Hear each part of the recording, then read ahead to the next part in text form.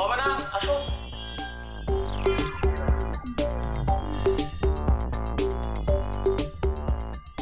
না। কি ব্যাপার, মন খারাপ করেছো? কি হয়েছে?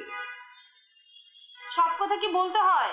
তুমি বুঝো না কি হয়েছে? আমার শরীরের অবস্থা দেখো না। কেউ দেখলে কি বলবে যে আমি বিনার বড় বোন? ও এই কথা, এটাই তো তোমার ইচ্ছে ছিল। তুমি সবসময় বলতে আমি এমন ডায়েট করবো, এমন ডায়েট করবো যাতে সবাই আমাকে ইন্ডিয়ান হিরোইনদের মতো বলে। এখন তোমার ইচ্ছা পূরণ হয়েছে, তুমি কঠিন ডায়েট করেছো। তাই বলে আমি কিচ্ছু খাবো না? ও তুমি খাবে? কি খাবে তুমি বলো আমাকে, আমি এক্ষুনি নিয়ে আসি। যাও, আমাকে কিছু খাওয়াতে হবে না। যাও তো, যাই টুম্পাকে খাওয়াও। এখন দেখছি, খুব ভালো করে বুঝতেছি, আমার থেকে টুম্পাই তোমার কাছে বেশি আপন। এই জন্যই তুমি রাগ করে বসে আছো। তুমি তো আমার প্ল্যানটাই শুনলে না। তোমার প্ল্যান শোনার আমার কোনো দরকার নাই। তুমি টুম্পার কাছে যাও, যাও না। ওরে বাবা, আমি তো নিজের জন্য কিছু করছি না, করছি আমাদের ভবিষ্যতের জন্য। তোমাকে আমার প্ল্যানটা শুনতে হবে।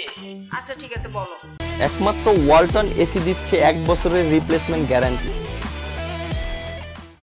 আমার পরিকল্পনাটা হচ্ছে আমি আমার চাচাতো ভাই রসুলের সাথে টুম্পাকে বিয়ে দিব। তখন এই ফ্যামিলিতে আমার অনেক শক্তি হয়ে যাবে, পাওয়ার হয়ে যাবে। আলম আর আমার উপরে ছুরি ঘোরাতে পারবে না। তোমাদের কারণে যদি আমার বোনটা অসুখী হয়, বাবা মা বেঁচে থাকলে কি এমন করতে পারতে? আরে আমার লক্ষ্মী বউ, বাবা মা বেঁচে নাই বলেই তো আমার উপর অনেক দায়িত্ব। আমি তো বিয়ের আয়োজনটা করবো। শোন, আমি যে ছেলেটার কথা বলেছি সেই ছেলেটা কিন্তু অনেক ভালো। টুম্পাকে তো হ্যাপি হবে, সুখী হবে।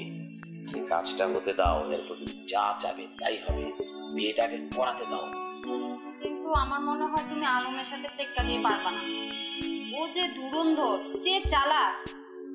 আমি যে কি এটা তুমি সময় হলেই বুঝবে। ওস্তাদের মায়ের কি শুনেছি তো শেষ রাতে।